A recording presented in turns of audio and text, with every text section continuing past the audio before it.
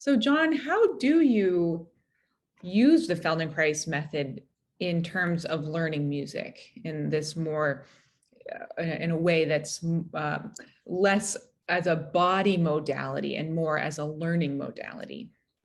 Well, one of the things that I've been interested in is that we think that in order to learn something, well, you have to do it over many times. You have to repeat it many times. And I think that's true. Then the question becomes, how do you repeat it? And so what I've been playing with a lot is and this is something that's coming out in a lot of these people who are talking about efficient practice and things and looking at the way we learn, that we crave variety and our brains are looking for novelty and we get bored with something if it's the same over and over.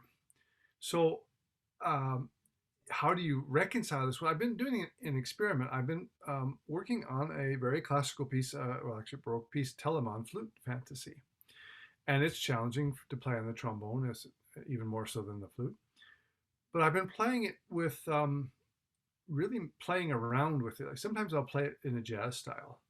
Sometimes I'll play it in a march. Sometimes I'll play it really slow as a funeral dirge kind of thing.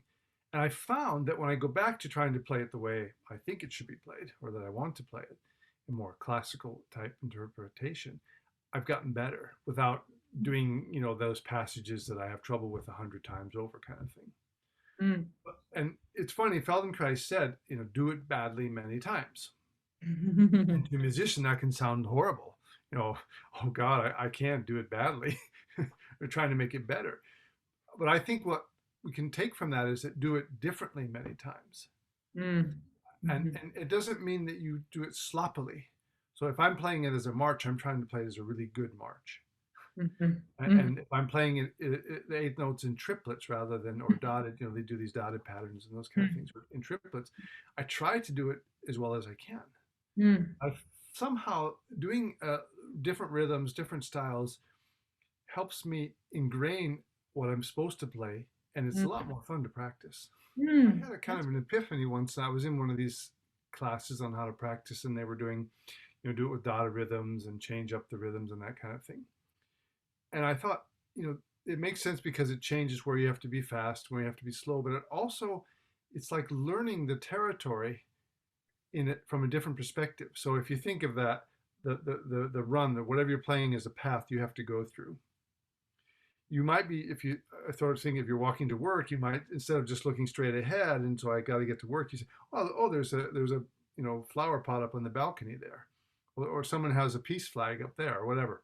Mm. You start to look around, and then you know the area, you know where you're going much better.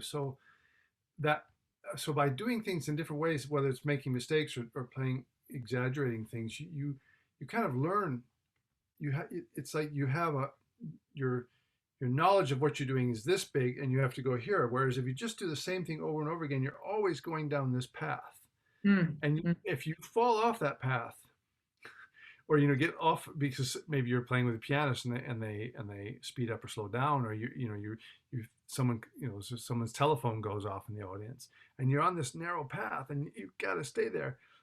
But if you've been, you've swung those notes and you've played them as triplets, and you've like you're saying after a lesson where you just and you've done that, then you have a bigger map of that piece in your body, that you feel it, and you have much more room to be yourself and interpret it Mm. in the way you see fit, whether that's a strict way or whether you take a lot of liberties with it.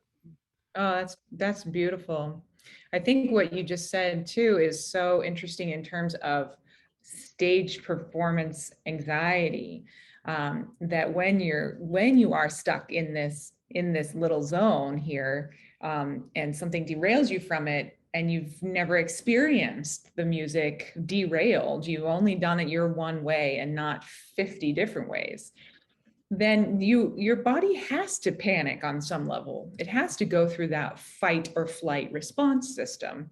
Whereas if you have been over here and you've been over here and you've been over here and you know what it's like to be thrown off, then I have found through this work and thinking about music this way, I hardly ever deal with stage fright or anxiety at all anymore.